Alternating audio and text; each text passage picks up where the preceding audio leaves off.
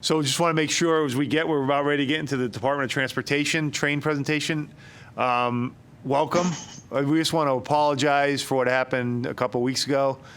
The technology, I mean, it is not infallible, as we all know. And but we also just want to thank you to all your team who are coming back.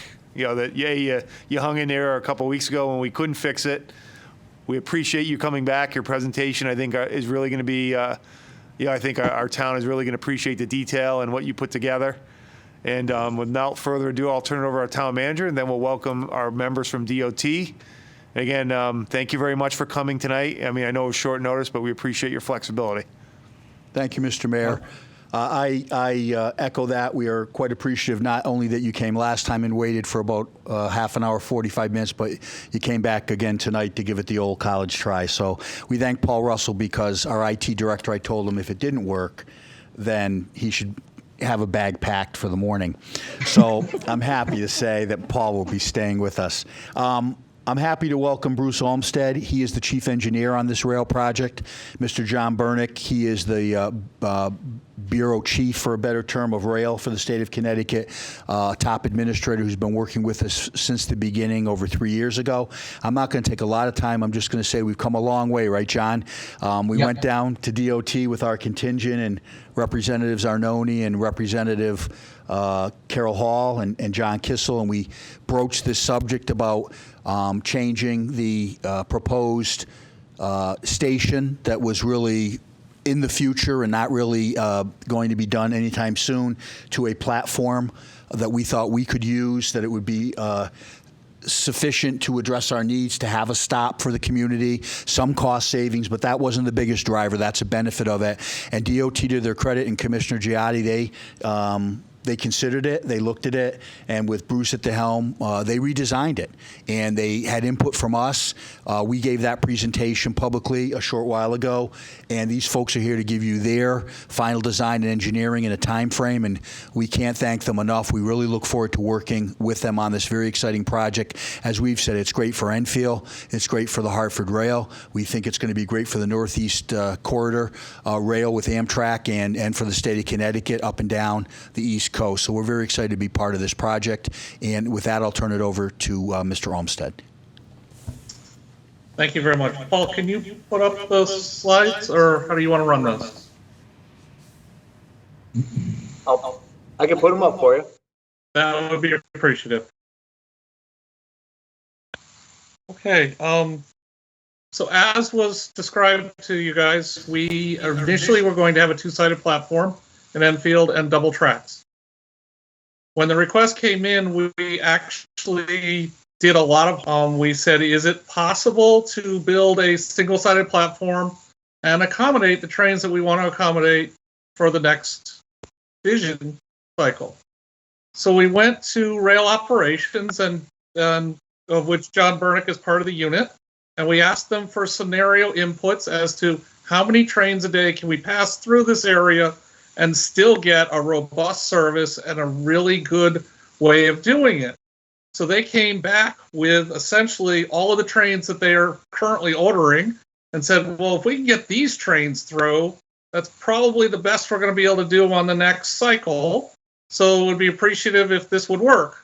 We sent it off, we had it tested, and suddenly we found we could do a single track through this area and get all the trains through that they currently are. So it's a win-win for the town. And then the town handed us literally a back of an sketch as to what they thought the station could look like. We appreciated the sketch because it gave us a starting point. We took that starting point, and what you're seeing tonight is kind of how that starting point evolved into a station. I need to remind everybody, this is a concept. When the engineers get a hold of these things, they have to make changes. They make changes for a multiple of reasons, between codes and between how the railroad operates and how you get a fire truck into point A to point B. So things are going to change. But at least tonight you get some idea of the general overall concept of how the station will look and how the station will perform as a single-sided platform. Hey, Bruce. So the hatched area in red, up at the top of the of the page is the easterly platform. So we'll be on the east side of track 1. We'll be putting in a approximate 200-foot long platform. Now it's going to be longer. How much, we're not exactly sure. The real issue comes down to you can't have a platform in a curve. And if you look at the tracks, as you go further north, they curve. So we can't have a platform there because, if you can imagine, one door is going to sit right up against the platform and the other one's going to be feet away and someone's going to fall through between the platform and the next car door. So we're looking at a platform that can accommodate 4 trains. So if you consider a northbound train, one headed to Springfield, comes into the station, they're going to stop, and the first car, the last door on the first car, will open. The next 2 doors will open on the next car. The same thing with the third car. And on the fourth car, only the front door will open. But at the same time, you're now having the ability to access the platform from 4 different cars, which allows you to board in and off very, very quickly. In addition to that, the platform will be raised so that the boarding passengers will be literally walking out at the same elevation as the platform. There's no stairs to navigate.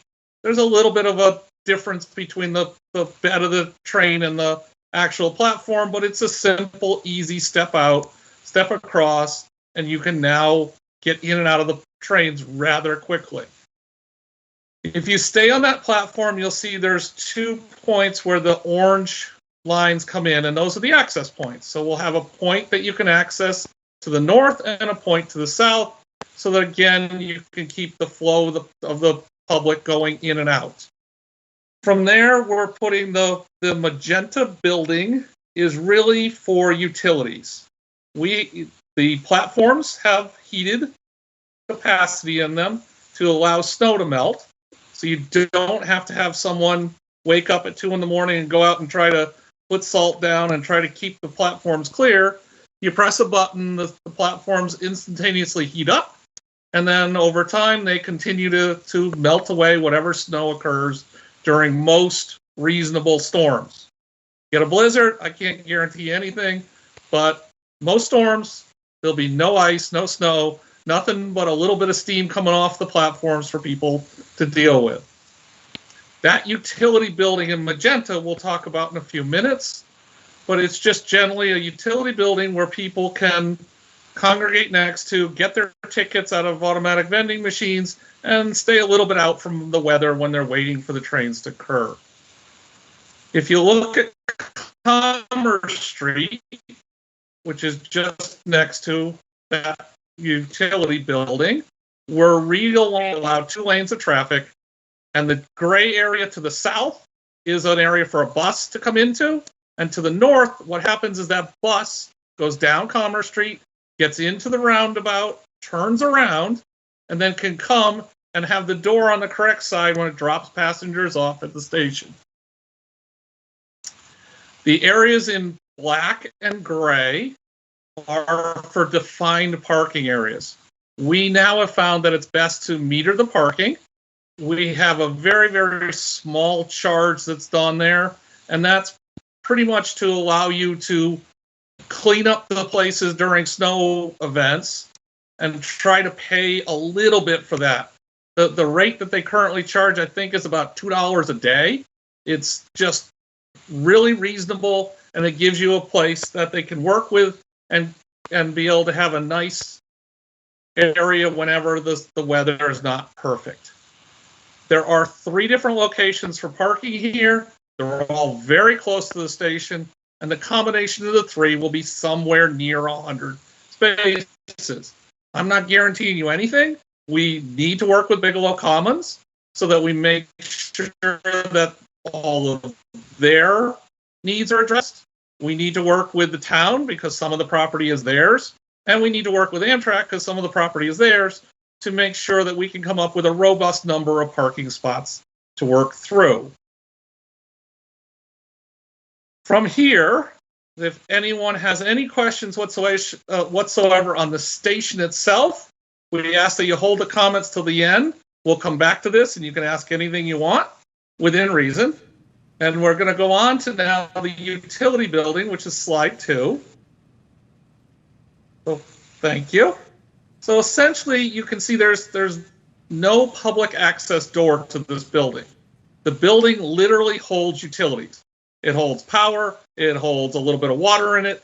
It holds anything that is needed to run the station, but it does not accommodate people. The square, or I should say the tall rectangular units that the people are standing in front of would be ticket vending machines, whether the vending machines for the Hartford line, or you can also get tickets for Metro North from here, and the smaller ones are for the bus lines. So you can get all of your vending done at one time and be able to get all of your connections and take this train ride to wherever you need to go to make sure it works. From here, we're going to transfer you on to what you could find at the station itself. If you go to slide 3, from here you can see the snow melt in operation. So I'm going to start you in the upper left-hand corner and then walk you through the different elements that you'll find at a train station. So in the very first one, you will see that it's the middle of a snowstorm, and the platform is pretty much bare.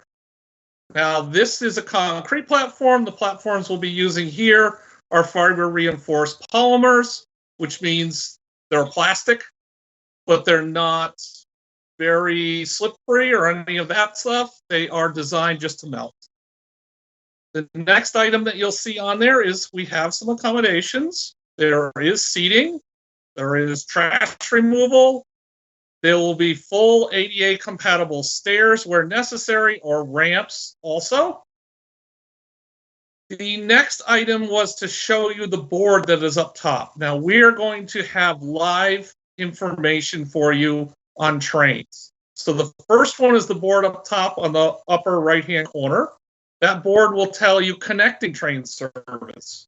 If you also look there, you'll see there's speakers out there. So anytime you have a board to look at, there's also audio given at the same time. As you continue down, you'll see that the next one is a utilitarian looking box with a blue shield in it. That blue shield is a blue light.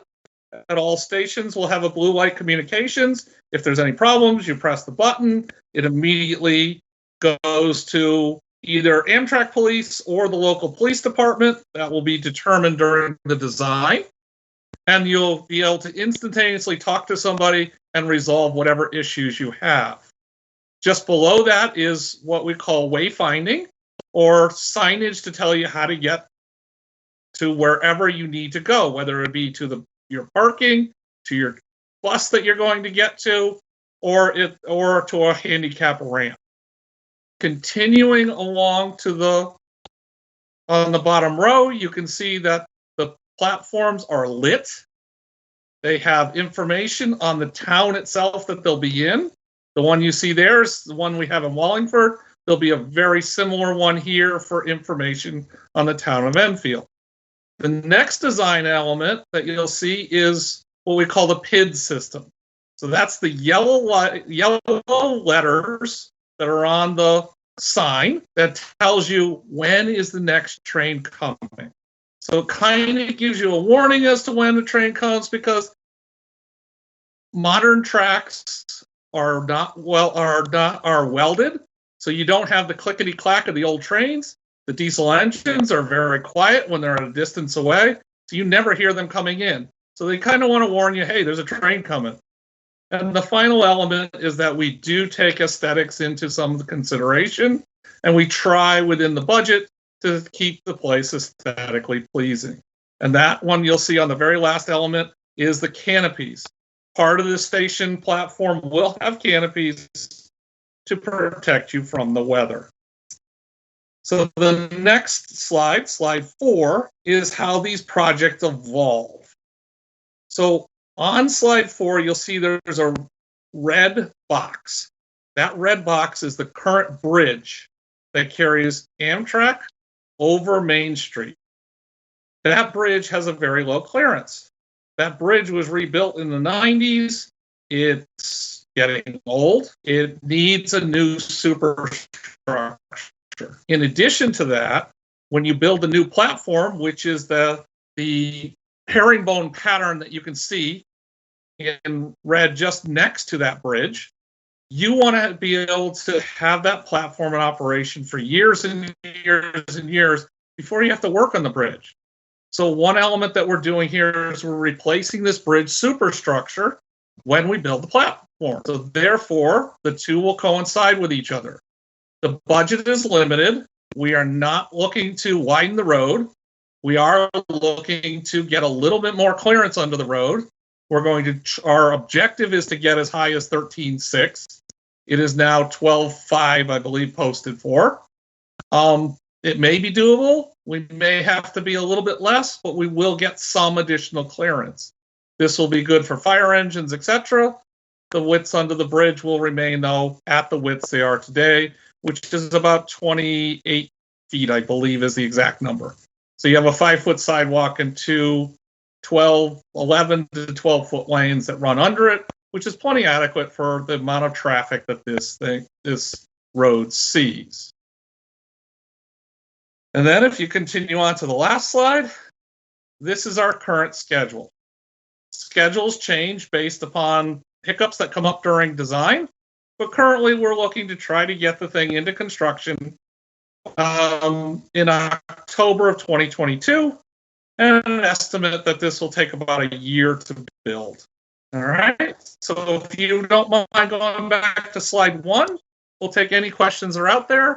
And I would like to introduce a few on my team now. So me tonight is Julianne Chapman. She is our project engineer, and she will be running point with the town for most of this project, and she'll be the eyes and the ears for you guys. And if you have any questions, please don't hesitate to ask. The other one that's here tonight is John Bernick. John Bernick is an assistant rail administrator. He deals with rail design and also has an ear to operational side. He's not the lead on the operational side, but he knows a lot about operations. So we brought him here tonight so that if you have questions on that, we can answer them.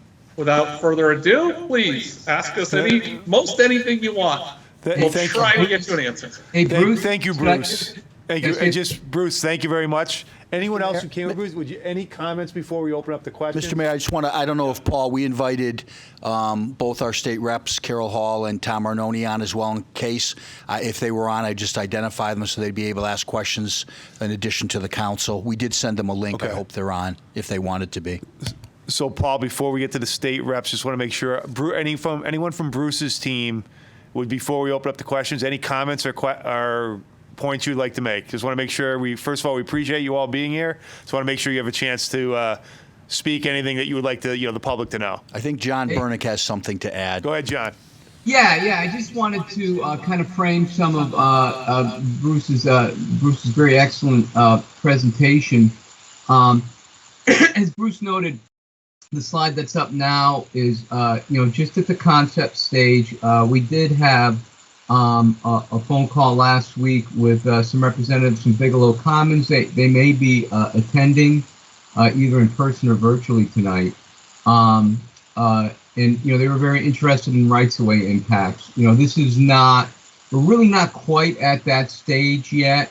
But this kind of gives you an idea roughly of the footprint. And so now as Bruce puts and the Baker design team brings the station design forward, that's when we start to get into stakeholder outreach, identifying the impacts, looking at how to mitigate those impacts, both from the, as Bruce mentioned, from the perspective of the town and the perspective of Bigelow Commons. And of course, tweaks to absolutely minimize those impacts. And so a little bit of patience. But we are aware that there will be some rights-of-way action here. We're sensitive to that. On the issue of the schedule, that is somewhat funding dependent. There is some funds programmed if if you're paying attention to the capital program that got published, there is some funding that we do have programs for the station. Some of it is in the over-programmed category. However, there's a great many opportunities, that may present themselves here, particularly with federal funding, the possibility of additional state bonding. All these things are being debated now, both in Hartford and in Washington. But certainly we have the design funded, and we're feeling pretty optimistic, that we can move smoothly into construction, but that is not a done deal. And so, I encourage you to continue to be active, in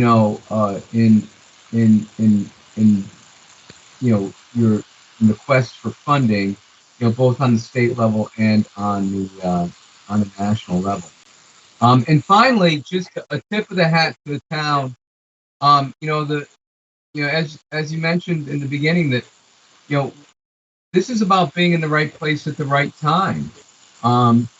We'd always had a concept for an Enfield station.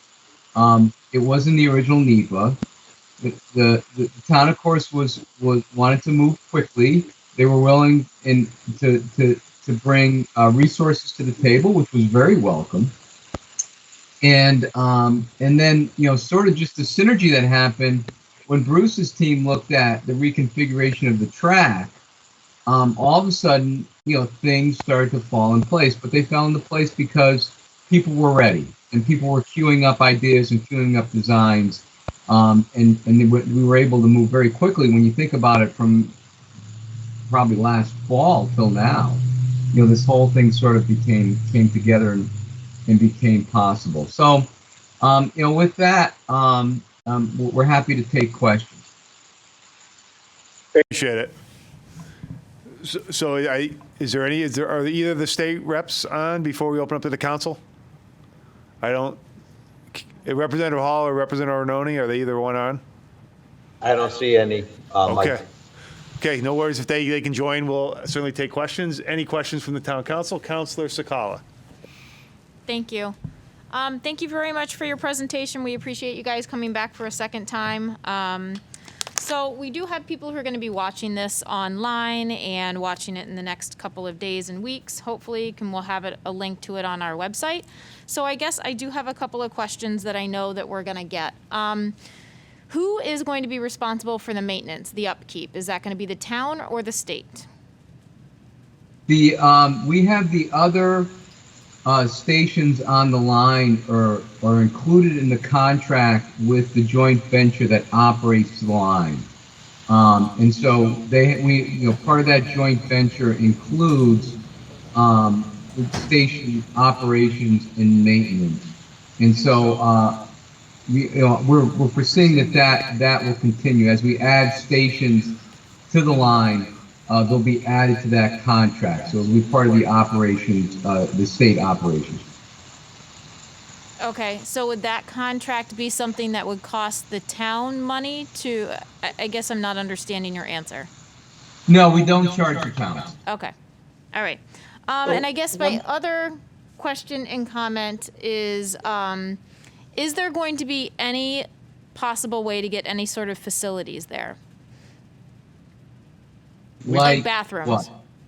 Oh, we did not add bathrooms to the original station builds at any of the stations. The stations are really designed to be boarding platforms. People show up just as the train is boarding. Generally, it's a commuter type operation, and it's not like a transfer station. And from a DOT-wide perspective, that's pretty consistent across the territory. There's some legacy stations along the main line that still have restrooms, but they're not operated 24/7. Generally, you might have a vendor in there selling coffee or something in the morning, and then by like 8 o'clock, they close the doors. We're adding, we have plans to add high-level platforms on the Waterbury branch. Those will include restrooms. None of the other Hartford line stations, with the exception of Hartford itself, have restrooms. There are restrooms available on the train, and they are accessible, fully accessible restrooms. And the new equipment that we're purchasing will also have fully accessible restrooms on them. And so to have a restroom, you really need a building that has, someone, an attendee. We're looking for, and we're certainly open to, opportunities where a local business, on an adjoining property, may want to open up something that includes restrooms, and that's an opportunity for a public-private partnership, where you could get those kinds of amenities, without having it being, a burden on a public agency, and also to have a money-making opportunity for a local business. Okay, so no facilities, no restrooms, but all of the trains that are going to go through this platform, all of them have bathrooms on them. Fully accessible bathrooms, Okay. yes. All right, thank you very much. That's all I had. Thank you. Councilor Mueller. Thank you, Bruce and John, and thank you for coming back again. I might be ahead of myself, but will the building have a generator? They do come. The building has two different electrical sources to it. We have a UPS system, so that's an uninterruptible power supply system. Like the which batteries. keeps things like the emergency lights stay on. So when power is lost to the station, the emergency lights will stay on. The emergency system, like the blue lights, will stay on, but the rest of the station will go dark. There will be a small generator that will then take over from that UPS system to keep those types of elements going. We never intend during a power outage to keep snow melt going. It's just too much, too big, Too hard. much draw. You still have emergency lighting both on the platform and in the parking areas. Perfect. And on the roof, did I see solar? Yes, you did. So the intent is, this is a south-facing building, so the intent is to try to get photovoltaics to work. Great, thank you, Bruce. Councilor Sferrazza, then Councilor Crisati. Thank you, gentlemen. A great presentation. I just have three quick questions. Number one, if there were to be a criminal act on one of the platforms, is that an Amtrak jurisdiction, or our local police would handle that? The local police always have jurisdiction. Generally, they're the closest. The platforms will have security cameras. We're undertaking a project now where all the security cameras are being wired back to central location. However, they're not monitored. They're there for to more of a recovery, evidence gathering, and a deterrent. We've been getting requests for local police. Can we get those feeds? Because some of I don't know how it is in Enfield, but in some towns they have the ability, like in Meriden, they have the ability to bring the feeds into the car, right into the patrol cars. We can look at that, and we're exploring those kinds of options, and we will continue to. And we'd be, once again, happy to partner. And so, as Bruce said, the blue light, can be programmed to ring, basically wherever you want. Amtrak, I think some of the stations do ring to Amtrak, but Amtrak monitors that 24/7, and just like a 911 operator, would bring in whatever local jurisdiction needed to be there. So you're not calling some empty cubicle in Philadelphia. They take their security seriously. But in the end, when it comes to first responders, whoever needs to respond needs to respond, and the local police always have jurisdiction. Okay, thank you. Question number two, who gets the revenue from the parking meters, the town or the state? Well, since I explained before that we're picking up the cost of maintaining the station, I think we're going to take the revenue from the parking meter. Okay, and number three, when this is fully operational, if you wanted to go to New York City, you would take the southbound train into New Haven to Grand Central and transfer right into New York, right? Yes, yeah, they're set up as cross-platform moves, and so there's two variants of train stations out there, and I'll go back to back in the day when I was sitting over where Bruce sits now. I gave this speech many times. It's a hybrid service. It's a combination of what they call 209 service, which is state-sponsored service that Amtrak runs as Amtrak-branded trains, and there's 212 service, which is commonly referred to as commuter service. We like to say that it's all a hybrid intercity, but those are the CT rail trains, the red, white, and black ones that are operated by our service provider, PASS. The total frequency is a combination of all the trains. Now, if you buy a CT rail ticket or an Amtrak ticket, doesn't matter, you can board either train.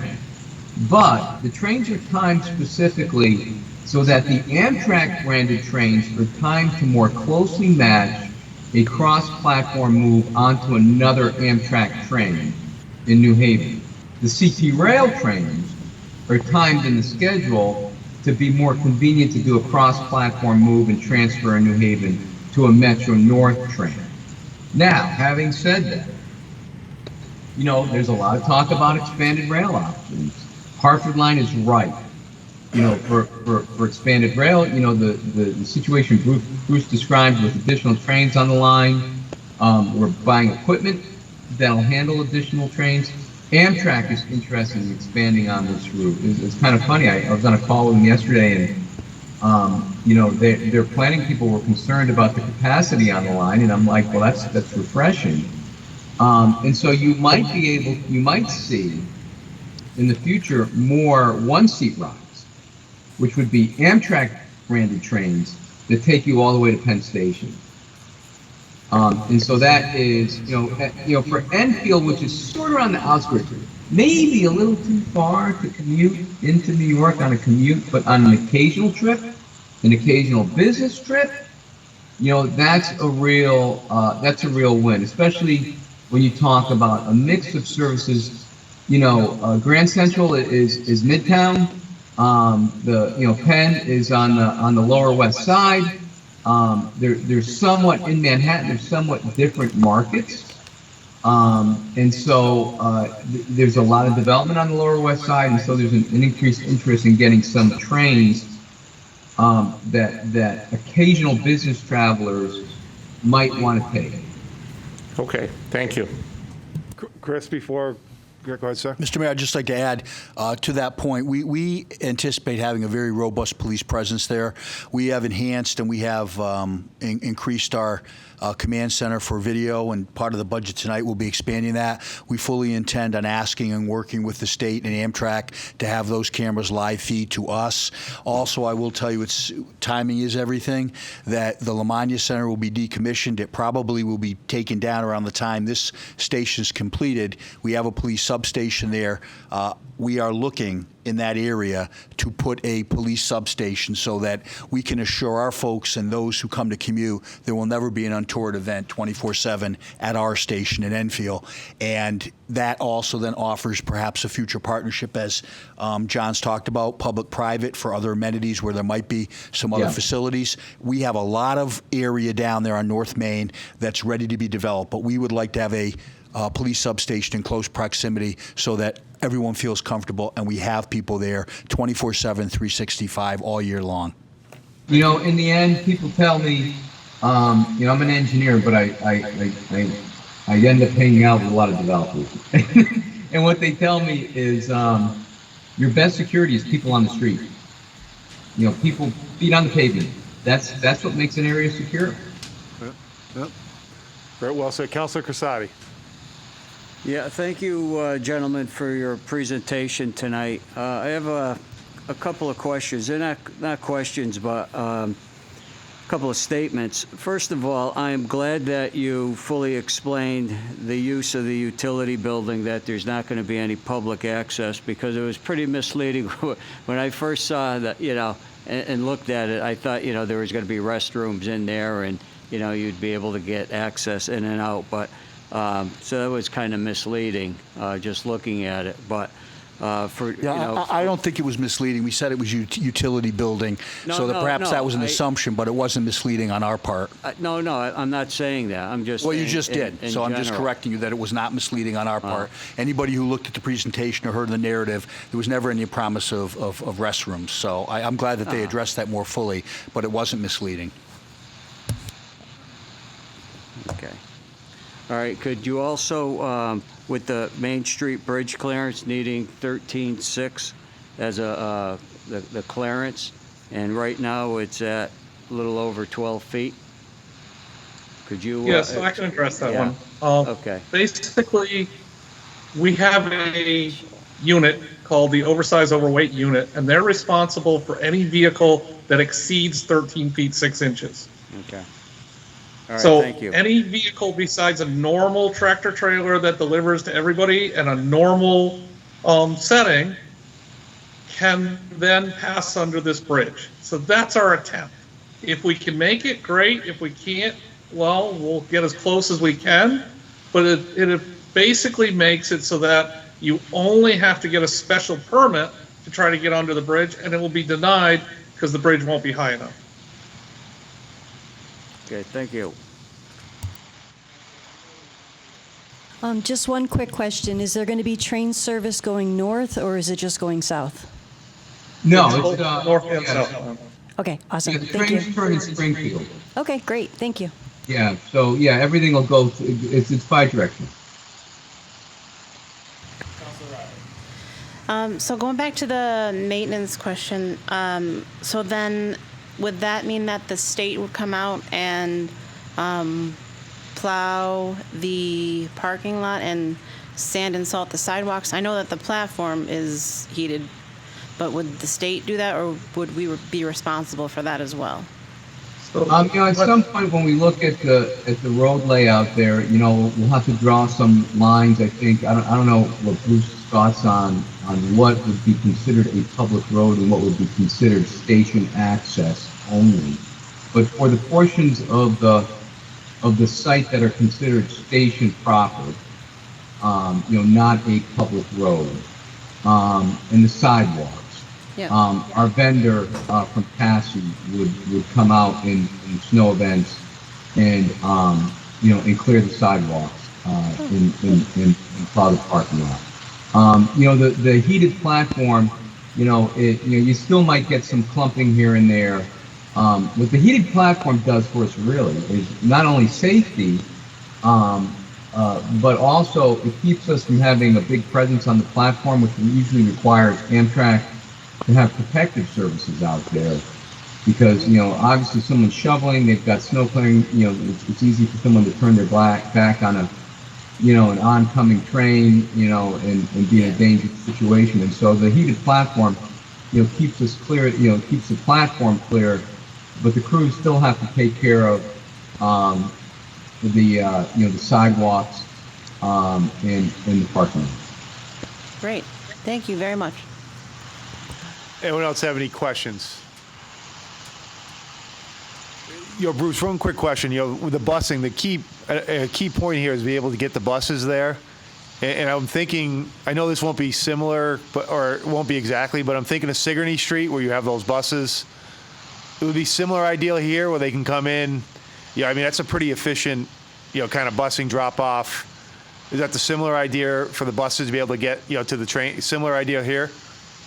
Yeah, so the task of our designer is to accommodate in that gray area, in that light gray area, which is right across from the parking areas, a bus drop-off. So it's a 12-foot wide area where the bus pulls into, drops off passengers, and then pulls out again. That bus drop-off, we're looking to accommodate either two 40-foot buses or one 60-foot bus. Right. The 60-foot articulated bus. So yes.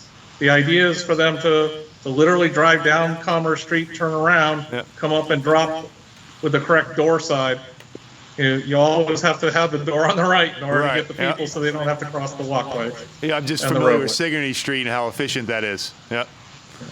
Yeah, that was our intent, was Yep. to try to make it very efficient, and it's been working out well at a lot of the stations. Yeah, if people want to, if you haven't had a chance, drive down there. It's pretty, cut and dry the way that operation works down there. Well, and in fact, Mr. Mayor, when we went down, we pointed out, and I brought pictures of Sigourney. Yeah, Because yeah. that was our concept. We thought that would work well here. Yeah. And what we had always said, and we always maintained, we didn't need a $50-60 million train station with bathrooms, because if you gave us one at half the cost and you brought the station, we want people to be able to commute, to be able to get to work, be able to get across the East Coast at a lower price. And I think both John and Bruce opine that luck favors the prepared. If we hadn't started this journey 2.5, 3 years ago, we'd be at the end of the line. We're at the front of it now with state bonding, and I think with Congress, because we worked hard. And I will say it was because of the innovativeness and leadership of this council. I don't know that there were many other towns that ponied up almost $4 million towards a project. And as John said, that's what caught the attention of the commissioner. I think the governor, because you actually voted to put town funds in, and we worked with Congressman Courtney to also get an earmark that we had left over redesigned by the FTA to use for this. And those gentlemen know me well and our staff well and our legislators. We won't let up. We're going to work very, very hard. We know it isn't over until it's built. So we'll work with our delegation, with John Kissel, Carol Hall, and with Representative Arnone to keep the pressure on with bonding, with funding, and with Congressman Courtney to make this a reality. And we thank them so very much for believing in us. And I think John's absolutely right. In the fall, once Bruce and his team got excited, and this whole thing took off like a racehorse. So we appreciate their efforts. The other thing, too, is there's been, again, everything's conceptual, but there's also a talk of connecting New York through our line to Boston. So it's not just Springfield. I know it's again, you're looking right in front of us, but eventually the goal is to connect Boston to New York. So I think you're right. That's a lot of talk. There's a lot of talk about that. Yeah. Sorry, go ahead, John. You're exactly right. I want people to be clear on that. There actually is a bigger picture here than what we're just chatting about right now. So again, like I said, the DOT, as our town manager said, you folks have been great. You've been a partner. I mean, in my experience, every time we work with the DOT in any project, you guys are professional. You're great to work with. And, really in closing, it looks like there's no more questions. Anything from your team, Bruce? We want to make sure you give your floor. Yeah, we just look forward to working with everyone. We have a 30% coming up. The minute it's designed, we'll release it to you. We do ask that you keep a copy, or at least be able to distribute it to people to look at, because we always are looking for comments. We are always amazed at some things that we missed that people come up with and say, hey, this would make it better. And that's what we really appreciate. John and Bruce, believe we'll put it up on billboards, so we'll get a lot of feedback. Yeah, we want to make sure we emphasize the DOT, again, great partner in this. You folks have been great to work with, your entire team. I know you have a team of 10, or whatever. And again, I think the public needs to understand of what a partner. You're right. This is the beginning of, I think, something that's really going to be take off, no pun intended. And we really do appreciate you coming back tonight. And I agree. We look forward to building a partnership with the state DOT and really being a key anchor from the eventual New York to Boston line. There you go. So we thank you very much for being here. Thank you for having flexibility. Again, we apologize for a couple weeks ago, but the fact that you're here means a lot to the town of Enfield. So we thank you. It's our pleasure. Thank you, gentlemen. Good night. Thank you, guys. You have a great night. Thank you for being here.